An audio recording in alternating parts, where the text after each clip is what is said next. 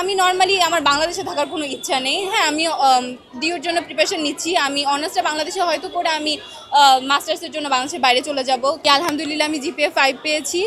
আমি অনেক বেশি হ্যাপি, কারণ এই বছর তো আমাদের রেজাল্ট অনেক খারাপ হয়েছে, সবাই মানে সব বোর্ডে অনেক খারাপ হয়েছে, বাট তারপরেও যে এখানে এত দূরে আসতে পেরেছি, A+ পেয়েছি, এটাই অনেক বেশি, আমি তো অনেক বেশি হ্যাপি। সকালবেলা তো আমার ঘুমই হয় নাই, ঘুম থেকে উঠে বারবার ফোন চেক করতেছিলাম যে কখন 10টা বাজবে, কখন 10টা বাজবে। আমি 10টা আগে থেকে মেসেজ দিতেছিলাম যে হলো যাতে আমার রেজাল্টটা চলে আসে, বাট আসতেছিল না। এরপরে হচ্ছে ঠিক 10টা 1-এ আমি রেজাল্ট পাই, অ্যান্ড পেয়ে তো আমি অনেক, আমি দেখিনি আমি কোনটাতে কী পাইছি, আমি জাস্ট দেখছি আমি জিপিএ 5 পেয়েছি। তো এটা পেয়ে আমি আব্বুর কাছে গেছি, তারপর আব্বু তো মানে হাকটাক করে অনেক আদর করলো যে না আমি তো জানতাম তুমি পাবা। আম্মু অনেক বেশি হ্যাপি। তো এটাই অনেক ভালো ছিল সকালবেলাটা।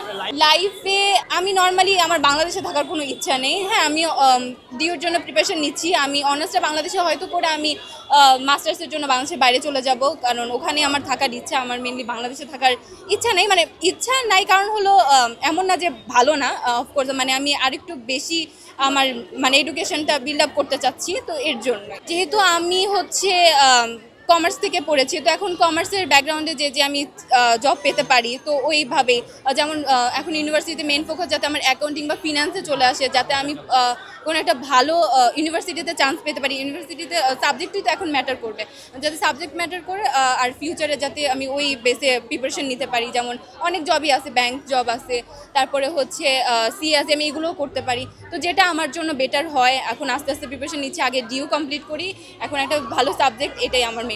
আমরা সবাই অনেক কষ্ট করেছি আসলে, কারণ প্রথম থেকেই তো অনেক ভয় দেখাচ্ছিল যে না কেমন হবে রেজাল্ট, তোমরা ভালো মতো পড়ো। সবাই অনেক মানে কষ্ট করেছি, সবাই অনেক ভালো মতো পড়ালেখার চেষ্টা করেছে। হয়তো অনেক রিজনই হইতে পারে যে খারাপ হয়ে গিয়েছে, বাট আমি চাই যে তারাও যারা হলো এখন পায়নি A+, তারা হলো এখন ভালো মতো ফোকাস দিয়ে ভার্সিটিতে চান্স পেয়ে দেখাই দিতে পারে। কারণ অনেক আমি শুনেছি যে A+ না পেয়েও ভার্সিটিতে চান্স পায়, আবার আছে A+ পেয়েও ভার্সিটিতে চান্স পায় না, এটাও একটা ভয় আছে। তো ওগুলাই। আর যারা ফেল করেছে আমি বলবো যে ভয়ের কিছু নেই, যেটাতে ফেল করেছো ওটা ভালো মতো পড়ালেখা করে পরের বছর যাতে এক্সাম দেয়, আর সেম এভাবে যাতে একটা ভালো ফলাফল নিয়ে আমাদের কলেজের নাম সুনাম এগুলো ধরে রাখতে পারি। আমি বলবো আমাদের কলেজের টিচাররা আলহামদুলিল্লাহ অনেক ভালো পড়ান, অনেক। তো আমি বলবো যে কলেজের টিচাররা যা বলে ওইগুলো শুনো তোমরা, কারণ টিচাররা আমাদেরকে অনেক হেল্প করেছে, অনেক। কারণ তারা যদি না হেল্প করতো, তারা আমাদেরকে বলেছে যে এখান থেকে কোশ্চেন হতে পারে, এই প্যাটার্নের হতে পারে, বোর্ড স্ট্যান্ডার্ড কোশ্চেনে আমাদের এক্সাম নিয়েছে।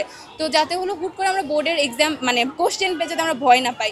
তো এর জন্য বলবো যে টিচাররা যা বলে তা আমরা জানি মানে হুবহু আমরাও ফলো করেছি, ওরা যদি ফলো করে ওরাও পাবে।